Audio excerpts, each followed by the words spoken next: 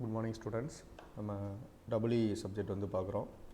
So இப்போ வந்து பார்த்திங்கன்னா இதில் வந்து மெயினாக நம்ம பார்க்குறது வந்து டபுள்இங்கிறது பார்த்திங்கன்னா என்வரான்மெண்டல் இன்ஜினியரிங் அப்படின்னு சொல்லுவோம். அப்போ என்வரான்மெண்டல்னா நம்மளை சுற்றி என்னென்ன இருக்குது ஃபஸ்ட்டு அப்படின்னு என்னென்னு பார்த்திங்கன்னா, ஃபஸ்ட்டு நமக்கு வந்து நீர், நிலம், காற்று இதுதான் நம்ம சொல்லுவோம்.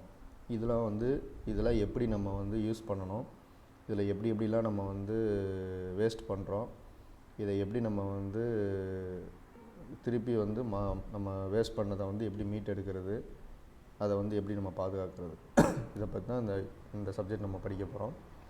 ஸோ இது வந்து ஃபஸ்ட்டு வந்து பார்த்திங்கன்னா வாட்டர் சப்ளை. இந்த வாட்டர் சப்ளை வந்து பார்த்திங்கன்னா மெயினாக எதுக்கு யூஸ் ஆகுதுன்னா குளிக்க, குடிக்க, அப்புறம் வந்து பார்த்திங்கன்னா நம்ம துணி துவைக்கிறதுக்கு, ஸோ நம்ம வந்து கம்பெனிஸ் யூஸ் பண்ணுறதுக்கு இதுக்கெலாம் யூஸ் ஆகும்.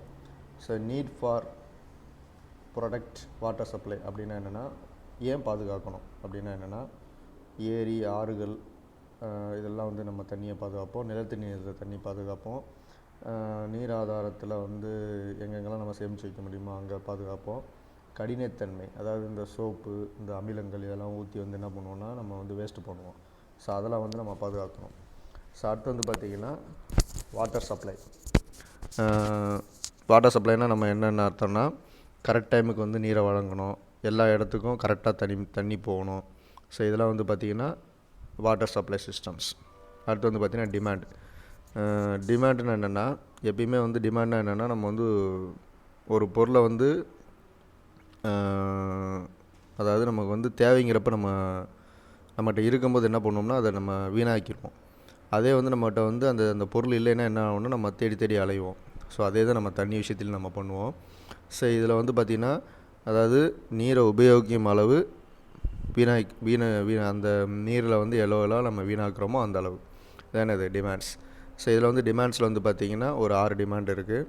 என்னென்னா டொமஸ்டிக் டிமாண்டுங்கிறதுனா நம்ம ஒரு மனிதன் வந்து அன்றாட தேவைக்கு வந்து எவ்வளோ லிட்ரு வேஸ்ட் பண்ணுறான், 135 லிட்ரு வேஸ்ட் பண்ணுறான்.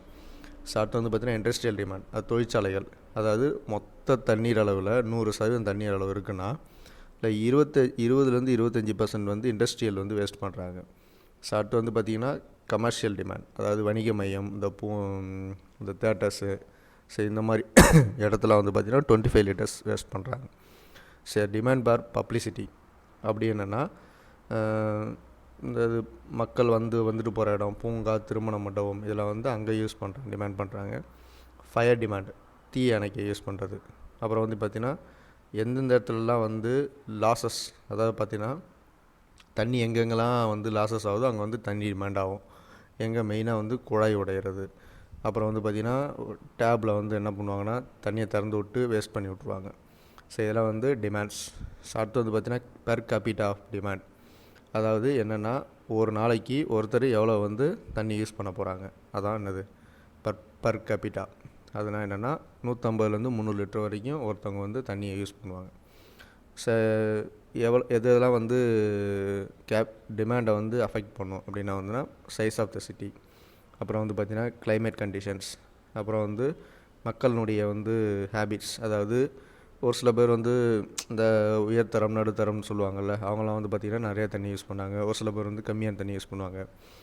இண்டஸ்ட்ரியல். அடுத்து வந்து பார்த்திங்கன்னா குவாலிட்டி, தண்ணியை வந்து குவாலிட்டி யூஸ் பண்ணுறது. அப்புறம் வந்து ப்ரெஷர் டிஸ்போசல் சிஸ்டம்ஸ், அப்படின்னா என்னென்னா தண்ணியை வந்து ப்ரெஷரில் வெளியே அனுப்பும்போது தண்ணி வேஸ்ட் ஆகும். சீவேஜ் ஆஃப் ஃபெசிலிட்டிஸ், அப்படின்னா நம்ம கழிவுநீர் கால்வாயில் இருக்குல்ல, அந்த இடத்துல நம்ம யூஸ் பண்ணுவோம். சிஸ்டம் ஆஃப் சப்ளை, தண்ணி எப்படி வந்து சப்ளை பண்ணுவாங்கன்னா கண்டினியூஸாக சப்ளை பண்ணுவாங்க, கொஞ்சம் வந்து இன்டர்வல் விட்டு சப்ளை பண்ணுவாங்க. அப்புறம் வந்து பார்த்திங்கன்னா காஸ்ட் ஆஃப் வாட்டர், தண்ணியை வந்து விலை கொடுத்து வாங்கும்போது எவ்வளோ செலவு பண்ணிட்டாங்கிறது. ஸோ அடுத்து வந்து பார்த்திங்கன்னா பாலிசி ஆஃப் மெச்சூரிட்டி, அப்படின்னு பார்த்திங்கன்னா தண்ணியை வந்து எப்படி வீணாகாமல் நம்ம பாதுகாக்கிறது. ஸோ அடுத்து வந்து பார்த்திங்கன்னா ஒரு தண்ணியை வந்து ஒரு பாப்புலேஷனை வச்சு எப்படி கண்டுபிடிக்கிறாங்கன்னா அரித்தமெட்டிக்கல் இன்க்ரீஸ் மெத்தட். அப்படின்னா என்னென்னா, இதில் வந்து ஒரு 3 மெத்தட் இருக்குது. அரித்தமெட்டிக் இன்க்ரீஸ் மெத்தடுங்கிறது பார்த்திங்கன்னா ஒரு 3 வருஷத்துக்கு எவ்வளோ நமக்கு வந்து தண்ணி தேவைப்படும் அப்படிங்கிறத கணக்கிறதா வந்து, அதாவது பாப்புலேஷன், அந்த பாப்புலேஷன் வந்து நெக்ஸ்ட்டு 3 இயர்ஸுக்கு நம்ம எப்படி இருக்குங்கிறத கண்டுபிடிக்கிறது தான் அரித்தமெட்டிக் இன்க்ரீஷன் மெத்தட். ஜியாகிரமிக்கல் இன்க்ரீஸ் மெத்தடுங்கிறது பார்த்திங்கன்னா, அதாவது ரெண்டு வருஷத்துக்கு இடைப்பட்ட டயத்தில் எவ்வளோ பாப்புலேஷன் இருக்குது கண்டுபிடிக்கிறது. அடுத்து வந்து இன்க்ரிமெண்டல் இன்க்ரீஸ் மெத்தடுங்கிறது பார்த்திங்கன்னா இது ரெண்டுத்தையும் சேர்ந்தது தான். சரியா? ஆவரேஜும் இடைப்பட்ட காலத்துலேயும் சேர்த்து கண்டுபிடிக்கிறது என்னது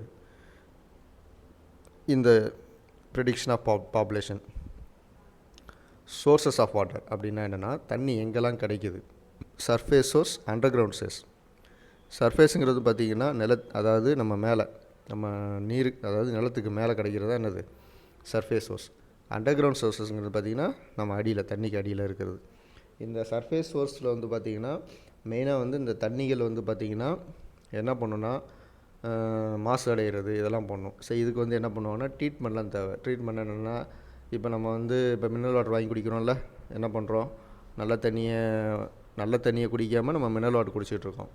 அதுக்கு வந்து என்ன பண்ணுவோம்னா ட்ரீட்மெண்ட் பண்ணி தானே பண்ணுறாங்க. ஸோ அதே தான் இங்கே வந்து அண்டர் கிரவுண்ட் சோர்ஸஸில் வந்து நம்ம வந்து ஒரு கீழே ஊற்றுலேருந்து நம்ம தண்ணி வந்து எப்படி எடுக்கிறோமோ அந்த தண்ணி வந்து எவ்வளோக்கு எவ்வளவு நல்லா இருக்குமோ அதுக்கு வந்து நம்ம ட்ரீட்மெண்ட் பண்ண தேவையில்லை, அதுக்கு எதுவுமே பண்ண தேவையில்லை. அந்த தண்ணி வந்து பியூர் வாட்டர் அப்படின்னு சொல்லுவோம். அதாவது நம்ம மழை மேலே வருது பார்த்தியா, மழை தண்ணி எவ்வளோ பியூர் வாட்டரோ அதே மாதிரி அண்டர் கிரவுண்ட் வாட்டரும் தண்ணி வாட்டர். நீ இன்னொரு விஷயம் கேட்கலாம், சார் இந்த சர்ஃபேஸ் சோர்ஸில் இருக்கிற வாட்டர் வந்து நமக்கு வந்து மழையிலான தான் சார் தண்ணி கிடைக்கிது, அது எங்கெல்லாம் உருண்டு ஓடி வந்து கடைசியில் நமக்கு கிடைக்கும்போது அதாவது ஆறு குளம் குட்டை இதெல்லாம் இருக்குல்ல, ஸோ இந்த மாதிரிலாம் வந்து நம்ம வந்து பார்க்கும்போது தான் அந்த தண்ணியை வந்து மாசு அடைகிறது. ஸோ வந்து பார்த்திங்கன்னா ஸ்ப்ரிங்ஸ். ஸோ இதில் வந்து இது வந்து அண்டர் கிரவுண்ட் வாட்டரில் ஒரு டைப். இது ஸ்ப்ரிங், கிராவிட்டி ஸ்ப்ரிங் வந்து பார்த்திங்கன்னா கணவாய்.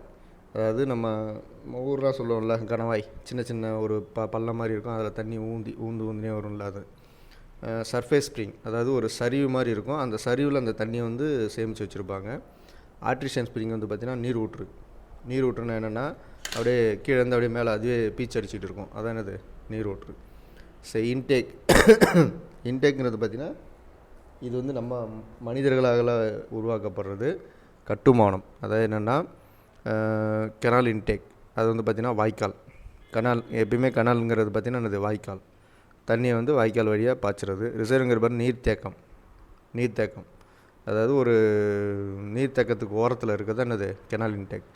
அப்படியே என்னென்னா நம்ம எங்கேயாவது ஒரு இடத்துல தண்ணி சேமித்து வச்சுருப்பாங்க, அது பக்கத்தில் ஒரு கட்டுமானத்தை சேவ் பண்ணி அந்த இடத்துல தண்ணி சேவ் வச்சுருவாங்க. ரிவருங்கிற பார்த்து ஆற்றுக்கரியில், லேக்குங்கிறது வந்து பார்த்திங்கன்னா ஏரிக்கரியில். சரியா? சில இதை வந்து கட்டுமானத்தை யூஸ் பண்ணி நம்மளாக சேமித்து வைக்கிறது பேர் வெல், கிணறு. இந்த கிணறு வந்து பார்த்திங்கன்னா அதாவது 3 விதமான கிணறு இருக்குது. Shallow wells, deep well, tube well. Shallow வெல்ஸ்ங்கிற பார்த்திங்கன்னா நீர் ஏற்றுதல். அதாவது பார்த்திங்கன்னா அதாவது நம்ம அந்த காலத்தில் பார்த்துருமோல்ல, ஒரு தண்ணி ஊற்றுல இருக்கும், அதை வந்து என்ன பண்ணுவாங்கன்னா இப்படி வச்சு இப்படி தோண்டி என்ன பண்ணுவாங்க, அப்போ தண்ணி போடுவாங்க. ஸோ அதான் இந்த நீர் ஏற்றுதல். ஸோ டீப் வெல்லுங்கிற பார்த்திங்கன்னா ஆழ்கிணறு. நம்ம யாருமே இறங்க முடியாது, அதாவது யாரும் இறங்கி எதுவுமே பண்ண முடியாத அளவுக்கு ரொம்ப ஆழமாக தண்ணி தோண்டி வச்சுருப்பாங்க. சன்னது அதான் ஆழ்கிணறு. டியூப்வெல்ங்கிற பார்த்திங்கன்னா நம்ம இப்போ சொல்கிறாங்கல்ல, இந்த சின்ன சின்ன குழந்தைங்கள்லாம் ஊழ்ந்ததில்ல, அதே மாதிரி தான் ஒரு மோட்டரை ஃபிக்ஸ் பண்ணுவாங்க, அதுக்கு அடியில் ஒரு பம்பிங் லெவல் கொண்டு போயிருப்பாங்க, அதுலேருந்து தண்ணியை கொண்டு வருவாங்க. சரியா? அதுதான் நம்ம வந்து மூட்டுறதுனால தான் நம்ம வந்து என்ன ஆகிடும்னா அந்த இடத்துல அந்த குழாயில் யாராவது போய் விழுந்துருவாங்க.